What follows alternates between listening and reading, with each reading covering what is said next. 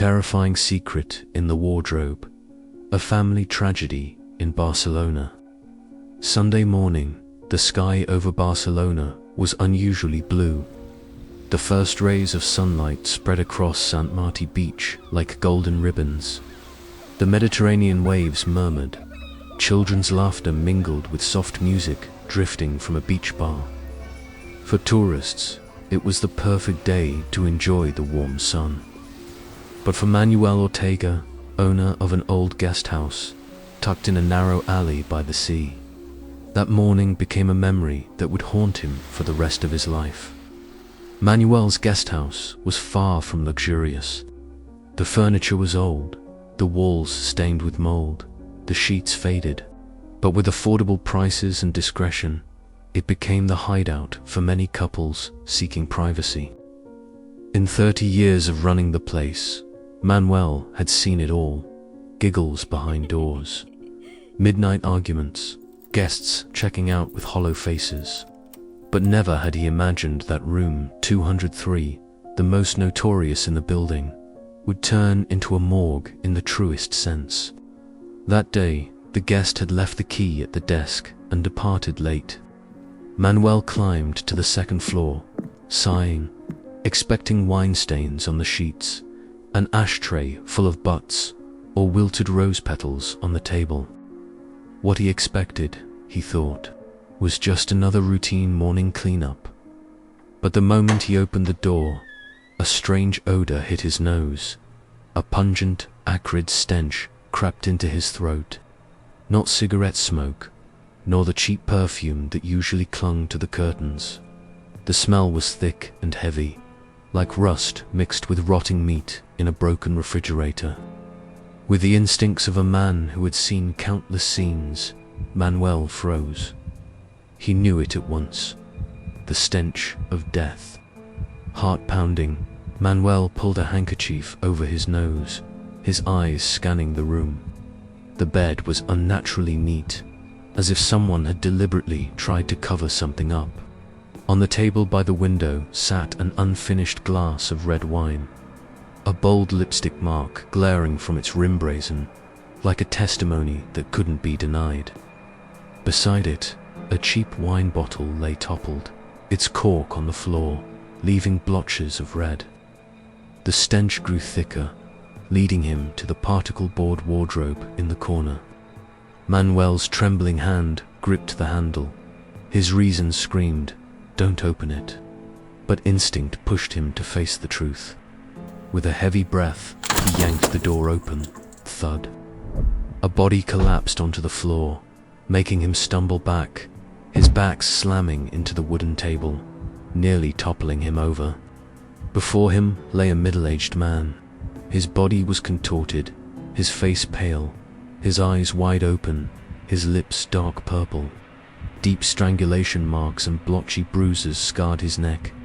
His wrinkled white shirt was disheveled, several buttons torn off, revealing a cold, stiff chest. His stiff hands curled as if they had once struggled in desperation. Manuel screamed in terror. His cry echoed down the hallway, drawing guests rushing out. A young couple ran over, and upon seeing the scene, clung tightly to each other, faces drained of color. Another woman quickly covered her mouth with her hand, trembling as she stepped back. In an instant, the hallway turned into chaos. Whispers, pounding footsteps, terrified eyes everywhere. Trembling, Manuel dialed the police, his voice broken. There's a dead body in room 203. Please come at once." Less than half an hour later, sirens wailed as police cars screeched into the guesthouse courtyard. Yellow tape was strung. Forensic teams marched inside. Room 203, once familiar for its romantic secrets, was now a cold crime scene. The body was covered with a white sheet and laid on a stretcher. Camera flashes erupted non-stop, recording every detail. The lipstick-stained wine glass, the unusually flat bed, the wardrobe turned into a makeshift grave. The victim's name was quickly identified: Javier Ruiz, 40 years old, a married construction engineer. His death in room 203 spread across Barcelona like wildfire in the sea breeze. By noon that day, headlines screamed, "Seaside guesthouse turns into morgue. Who killed engineer Javier Ruiz during his romantic getaway?" The people of Catalonia were shaken. Couples who once sneaked into the guest house shuddered, whispering to each other, "Is room 203 still a lover's hideout? Or has it become a chamber of death?" Outside, the waves still broke on the shore. The sea still shone blue. But inside that room, the stench of death lingered. A reminder that behind the salty foam, dark secrets always waited to be revealed. News of Javier Ruiz's death spread as fast as the sea breeze, drawing the full attention of Barcelona's police force. In a city buzzing with tourists, where flamenco echoed through squares and football matches dominated TV screens. Sometimes it was the stories behind closed doors that chilled people more than the chaos in the streets. And on that sunny morning, all eyes turned to one detective, Isabel Moreno. Isabel, 40 years old, had spent 15 years in the field of investigation. A woman with a stern face and eyes sharp as blades, she was always summoned to cases where love, jealousy, and betrayal intertwined with crime. Colleagues often said, "Just one look, and Moreno knows who's in love and who's lying." She knew better than anyone how fragile the line between love and hatred could be. When she stepped into room 203, Isabel stood still for a long time. The body had been taken away, the room roughly cleaned, but the remaining details still told their own story. The wine glass still bore the red lipstick mark, the bed was unusually neat, the wardrobe closed again as if it had never held a corpse. Isabel leaned closer to the glass, her eyes fixed on the crimson lipstick trace. Just one stain, yet she saw an affair, a secret rendezvous, a double life of the dead man. The victim Javier Ruiz was, in many people's eyes, the image of a successful man, 40 years old, a construction engineer, with a nice suburban home, a gentle wife, and a dutiful child. But that success was only a curtain. Behind it, Javier lived a double life, one side devoted to family, the other to fake business trips, excuses to meet his mistress. To colleagues, he was tactful, a man who could resolve conflicts, but to his wife, he grew distant and secretive, leaving her long nights of solitude in the empty kitchen. Elena Ruiz, 38, was Javier's lawful wife, a model high school teacher, devoted to her young son, gentle in the eyes of the neighbors. But gentleness did not mean blindness. Elena had long suspected her husband. The times his shirt smelled of strange perfume, the secretive phone calls at midnight, the sudden business trips. Each small detail was like a knife cut, slowly hollowing out her trust. In the classroom, she was a strict teacher, at home, a gentle mother. But behind closed doors, Elena was a quiet woman, gnawed by the pain of betrayal. The third person in this love triangle was Lucia Fernandez, 29, a waitress at a seaside bar. A girl from a poor background, parents divorced, independent since early on. Beautiful, young, her fiery smile could make anyone lose their way. For Javier, Lucia was an adventure, a place to rediscover freedom. For Lucia, Javier was hope, way out of her precarious life. But hope built on promises of leaving a wife usually lasted only a few nights, collapsing into disappointment. And disappointment, at times, is more dangerous than jealousy itself. And then there was Manuel Ortega, the 62-year-old innkeeper, an unwilling witness. Manuel had spent his life witnessing clandestine secrets, accustomed to keeping silent.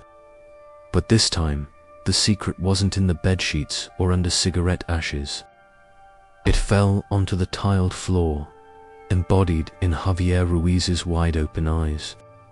From that moment, Manuel was no longer just the innkeeper, but a man haunted by death in the room he once called a love nest. Barcelona, the city of sun and sea, of love songs and festivals, was also a place where affairs blossomed easily. The small seaside inn, once just a hideaway for fleeting affairs, had now become the center of a case that shook the entire city. And Isabel Moreno, a woman familiar with bloody cases of jealousy, now faced a new labyrinth. A successful yet unfaithful engineer, a gentle wife living in suspicion, and a young mistress full of longing. Outside, the waves whispered endlessly, but in room 203, a storm of hearts had erupted, and Isabel knew, to find the killer, she would have to wade deep into the whirlpool of love and betrayal. On Monday morning, the forensic report landed on Inspector Isabel Moreno's desk.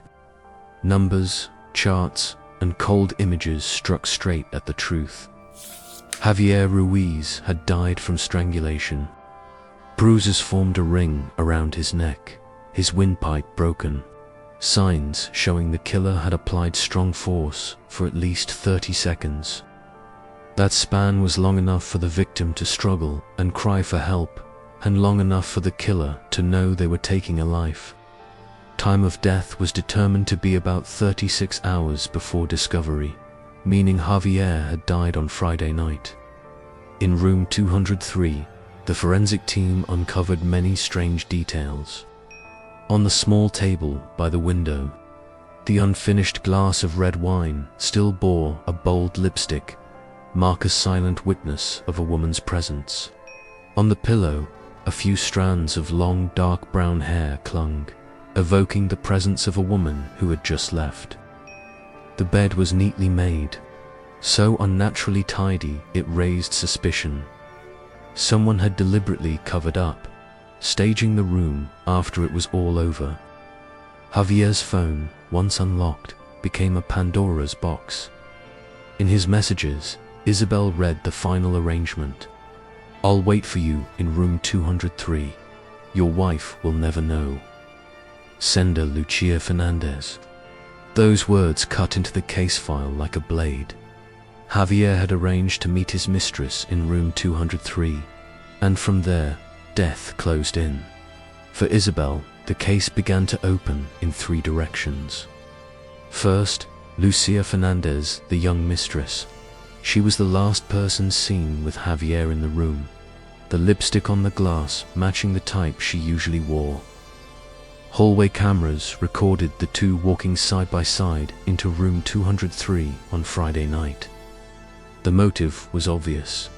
Love turned to disappointment, promises unkept. If Lucia realized Javier saw her only as a diversion, her anger could easily have turned violent. But Isabel remained doubtful. If Lucia truly was the killer, would she have been foolish enough to leave so many traces? And why was the body hidden in the wardrobe, a calculated act rather than a crime of passion? Second, Elena Ruiz, the lawful wife. A 38-year-old woman who had lived her whole life in suspicion. Could she still hold on to her gentleness once the truth was laid bare? A betrayed wife can do things beyond imagination, especially when catching her husband with his mistress in a secret room. For Isabel, she had seen plenty of cases where the killer was a woman who seemed fragile. But jealousy had turned her into a cold-blooded murderer in a moment of loss of control. Elena had not been proven to be at the scene, yet her name still shook every hypothesis. And finally, there was another possibility, a mysterious third party. Javier was a construction engineer who had worked on many real estate projects in Barcelona. In that world of money and power, conflicts and disputes were common. Could someone have taken advantage of this affair to strike, killed Javier, then staged the scene as a jealous crime to mislead investigators. Isabel sat in her office, eyes lingering on the crime scene photo, the lipstick-stained wine glass, the unnaturally neat bed, the wooden wardrobe where a body had been stuffed like discarded baggage. She wrote a short line in her notebook. The death of Javier Ruiz lies at the intersection of love, betrayal, and rage. The question is not who had motive, but who turned motive into action. Outside, Barcelona buzzed with tourists, but in the small seaside cafes, locals whispered and speculated. Some insisted it was Lucia who strangled her lover out of betrayal. Others were certain Elena was the killer, for no wife could stand idly by while her husband cheated.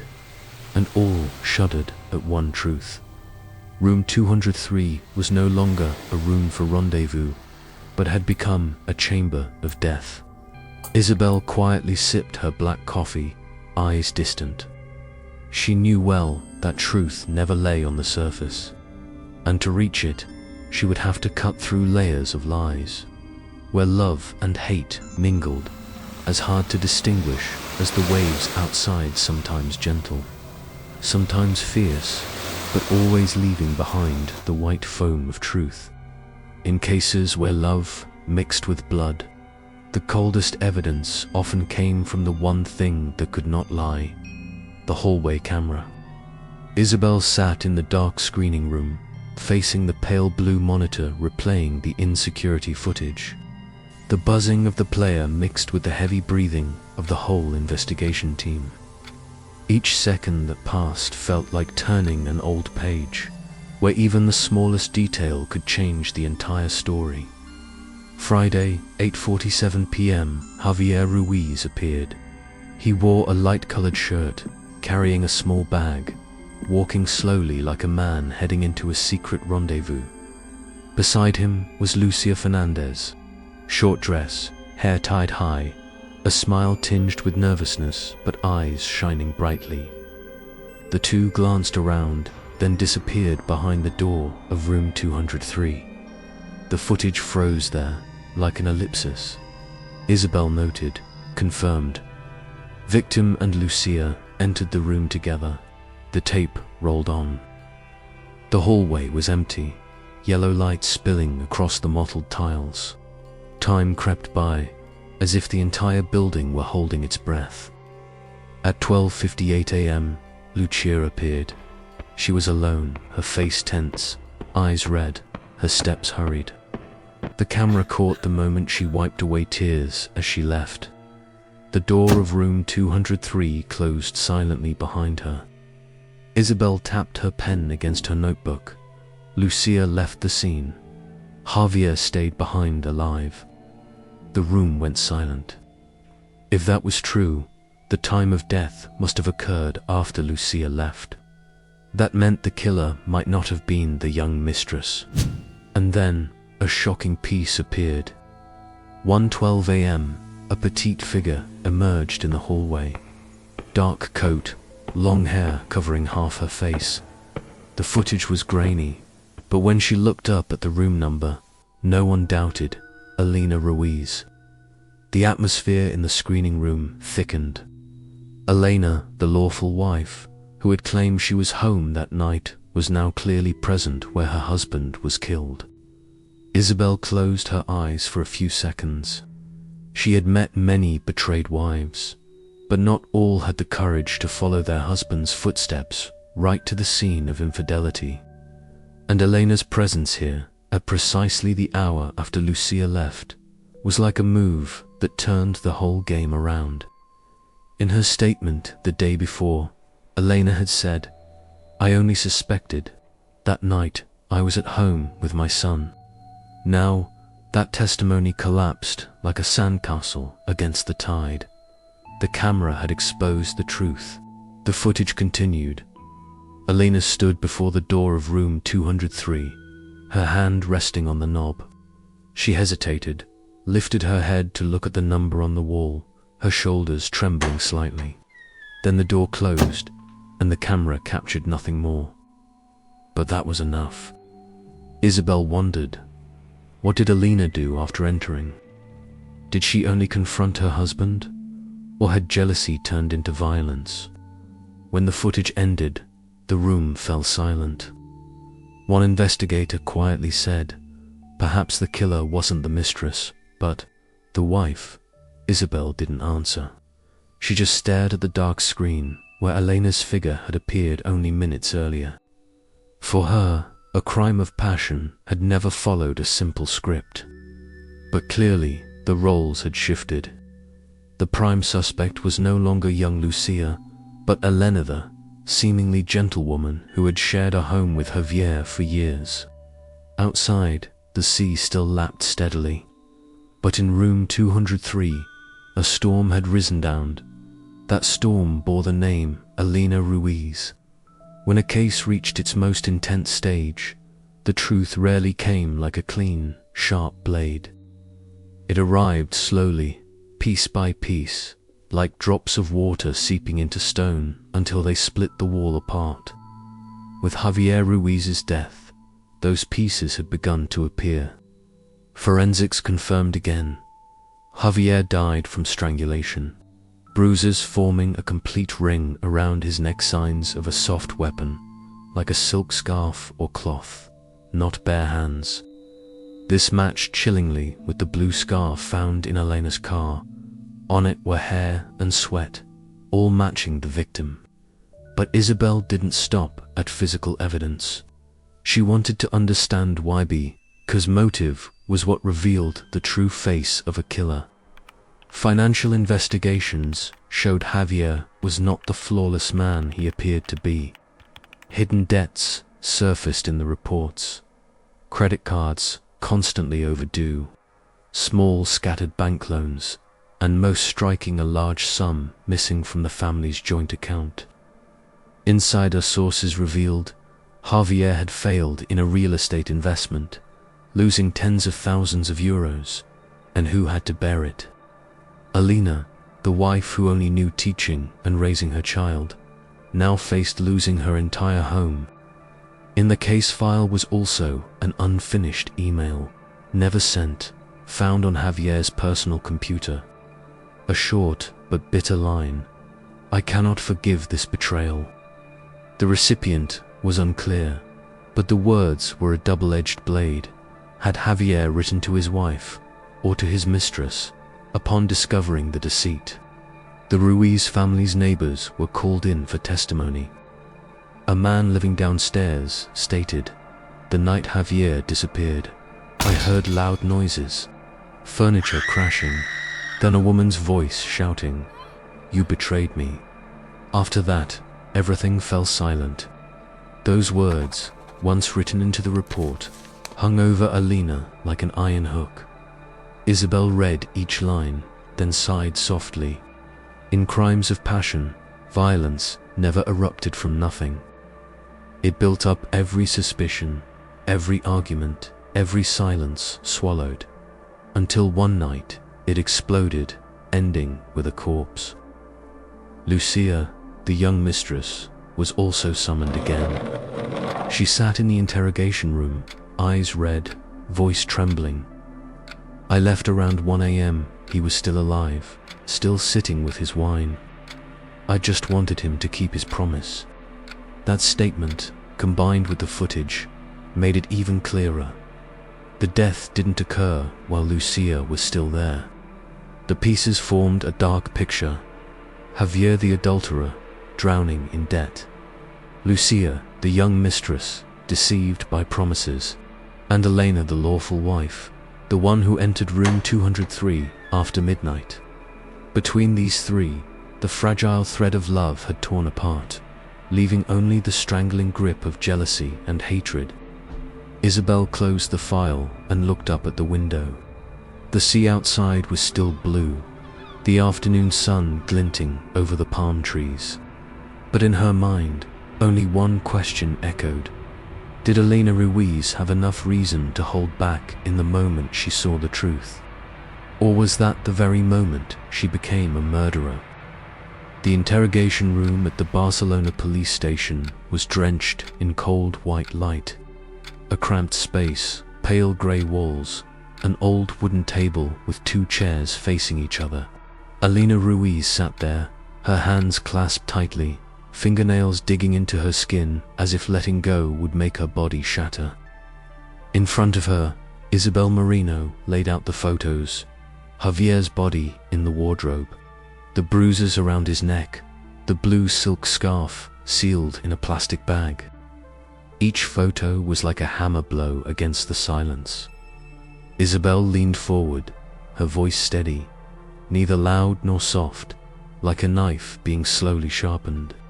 You said that night you only stood outside, but the camera shows you at the door of room 203. A witness heard a woman scream, "You betrayed me." This scarf carries Javier's hair and sweat. So what is the truth, Elena? The room held its breath. Elena trembled, lips quivering, eyes welling with tears. Then, like a string pulled too tight, it finally snapped. A sob burst out, broken and trembling. "I can't hide it anymore." The story poured out, each fragment like a blade cutting into the listener's heart. That night, after a friend's wedding, Elena returned home but couldn't sleep. She checked Javier's phone and found the clumsy messages. "I'll wait for you in room 203. Your wife will never know." Her heart plummeted into an abyss. The pain clenched her chest, but mixed within it was a fire of rage. She grabbed her coat, drove through the night, following her husband to the seaside.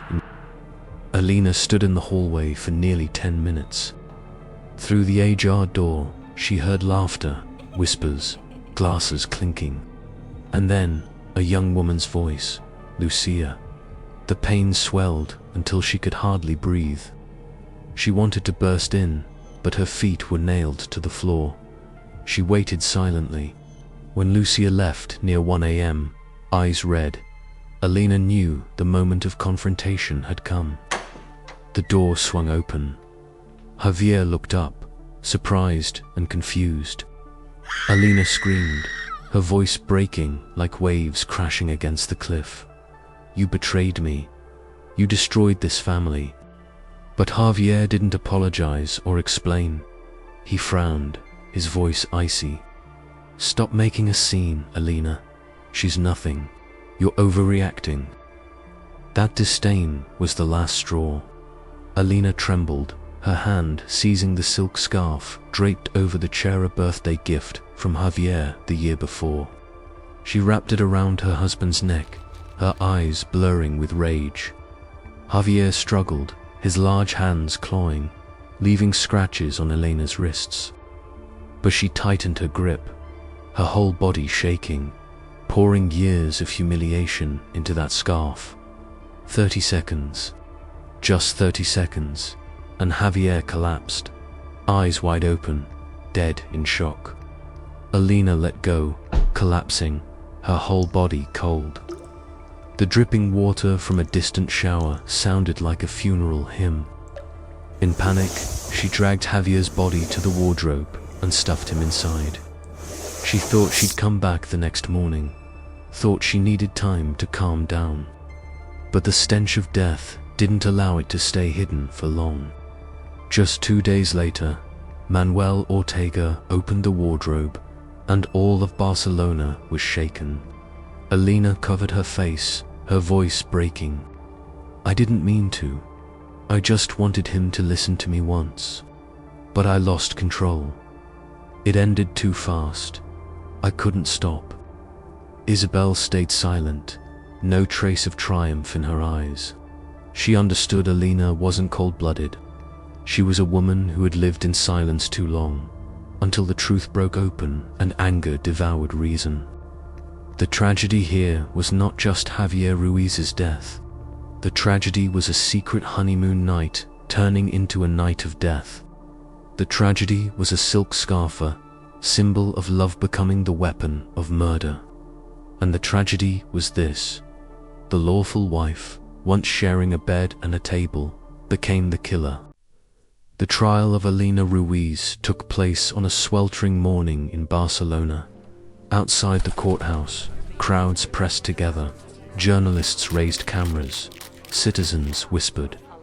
Everyone wanted to witness firsthand the fate of the gentlewoman.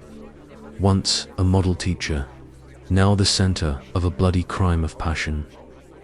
Alina entered the courtroom in a plain grey dress, her face gaunt, her eyes vacant. No longer the image of a strict, devoted teacher. Before the public, she was just a defendant, head bowed as the prosecutor read each charge. First-degree murder, concealment of a corpse. Each piece of evidence, the silk scarf, the camera footage, the witness testimony was like an arrow pinning down the undeniable truth. In the courtroom, there were angry eyes and compassionate ones. A few women whispered, "If I were betrayed like that, I couldn't endure it either." Others countered, "But murder is still murder. There are laws, there is justice. Jealousy can't be an excuse." That division reflected the essence of the case. Love, betrayal, jealousy, things everyone had tasted, but not everyone let turn into crime. Lucia Fernandez was also present. She sat quietly at the back, her face pale, her eyes empty. The law did not charge her, but public opinion had passed a harsh sentence. People pointed fingers, calling her the homewrecker. Patrons at the bar where she worked treated her with contempt. No courtroom would convict Lucia, but her life would forever bear the mark of the other woman. When asked for her final words, Alina choked up. "I am sorry to my son for taking his father away. I am sorry to my students for failing to keep the composure of a teacher. I do not ask for forgiveness. I only want people to understand. I lived in silence for too long, and when the truth exploded, I was no longer myself." The gavel struck. The sentence was pronounced. Alina Ruiz, life imprisonment, no parole. A cry broke out, choked and heartbreaking. It was not only the cry of a murderer, but a lament for a marriage that had died long before Javier collapsed in room 203. After the case, room 203 of the Seaside Inn became a haunting presence. Even though Manuel Ortega replaced all the furniture, few dared to rent it again. People called it the death room. Every time tourists walked down the hall, they whispered, remembering the engineer dead in the wardrobe and the jealous wife turned killer. Inspector Isabel Moreno closed the file, but the echoes of the case still gnawed at her. In her final report, she wrote, "The sea is still blue, the waves still crash, but beneath the salty foam lie the rotting secrets of the human heart." Infidelity not only destroys marriages, it can turn a love nest into a grave. The cruelest crimes often do not unfold on the streets, but within the place once called home. That message was quoted by the press, spreading across Catalonia. It was a cold reminder: betrayal, even as a mere love game, can push an entire family into an abyss. Barcelona would bustle again, the sea would still sing, the sunlight would still spread gold. But for those who witnessed it, the name Room 203 would forever be a dark marker testament to the fragility of marriage and the bloody cost of betrayal.